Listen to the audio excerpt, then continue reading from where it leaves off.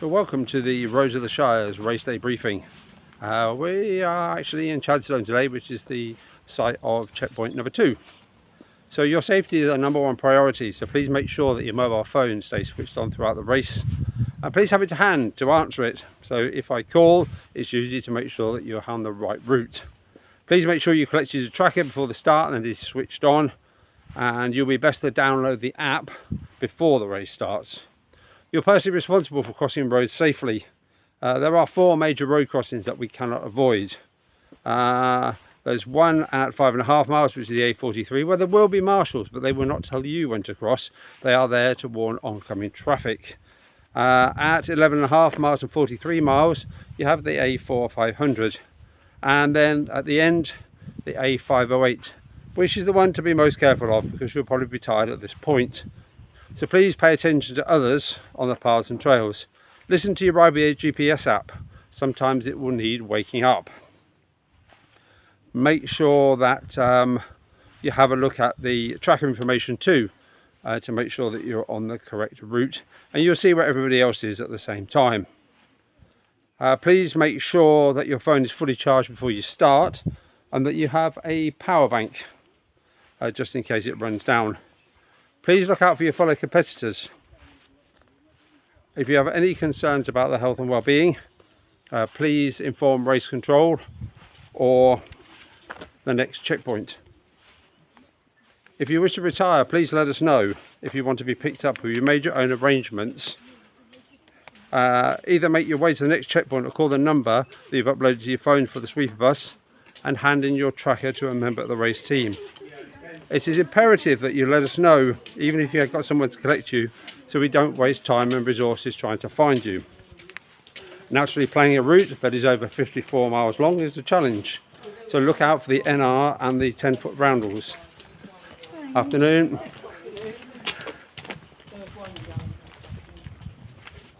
The terrain is mixed, so you'll be switching from road to trail on a regular basis. It is wet, it is very wet. So be prepared. There is some shin deep water before Cookno Mill and also after Chase Farm in Yardley Hastings. When on the road, please use the footpath where there's one present, and if not, run facing oncoming traffic. There is no penalty for straying from the planned route, but all checkpoints must be visited.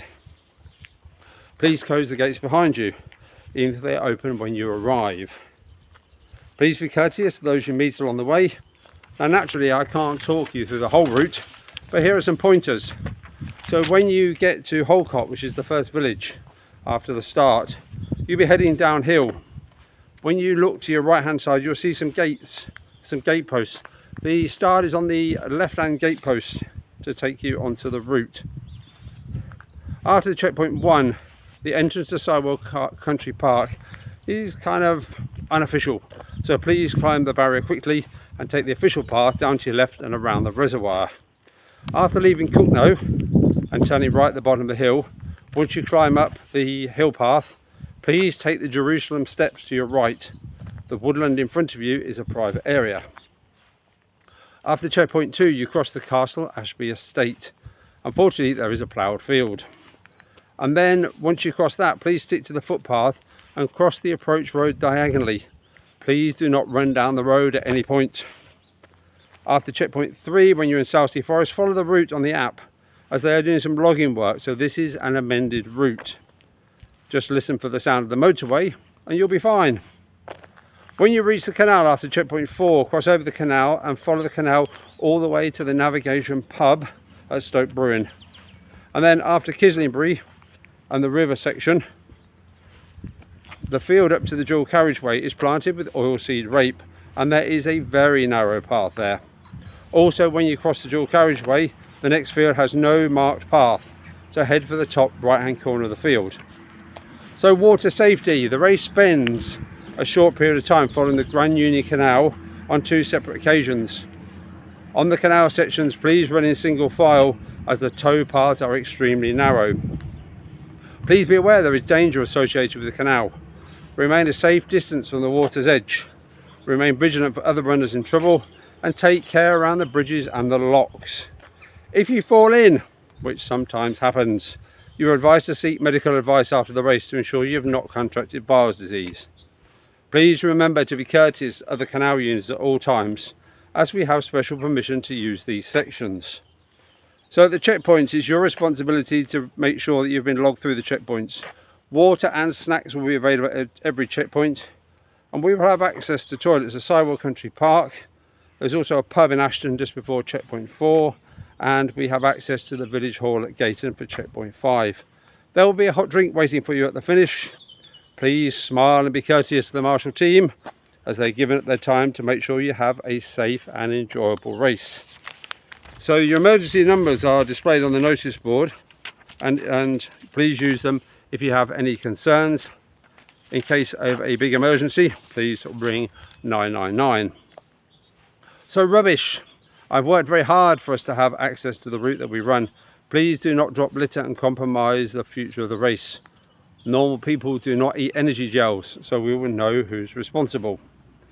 We have bin bags at the checkpoints. Please keep your rubbish in your pack or in your pockets until then. It's worth putting a small plastic bag in your pocket, especially for gel wrappers. Leave behind only footprints. So after dark, please put on your head torch as soon as the light starts to fade, and please partner up after checkpoint 6 depending on your time of arrival. You have been advised to run in company after dark. Any runner choosing to run alone does so at their own risk. So we have progressive course retirements. The race cut-off time is 13.5 hours.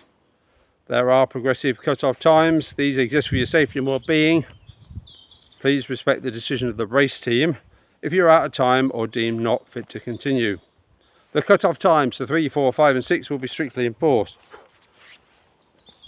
Remember, if you're on the cut-off, you are liable to get slower rather than quicker at the next checkpoint. Any runner reaching the checkpoints after the cut-off will be informed they have to stop, and that we will arrange transport to take them to the finish area. This means 1 second, 1 minute or a few minutes. The same rule for everyone keeps everything fair.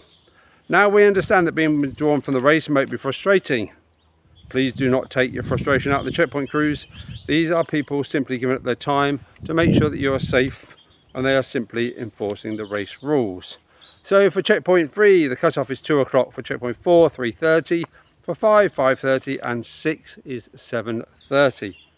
The quicker runners amongst you may come across some slower marathon runners. They have not stolen your lead. They are joining the race in Hartwell just before checkpoint 4. Just say a few thank yous to the running clubs that have embraced the spirit of the event and given back to the sport that we love. So I'd like to mention Northampton Road Runners, the Tuesday Night Gang, Finding Gladstones, Diamond Runners, Wootton Road Runners and WDAC from Wellingborough, many of whom are represented on the start line. Please have a safe and enjoyable race, and give me a call or drop me an email if you have any questions.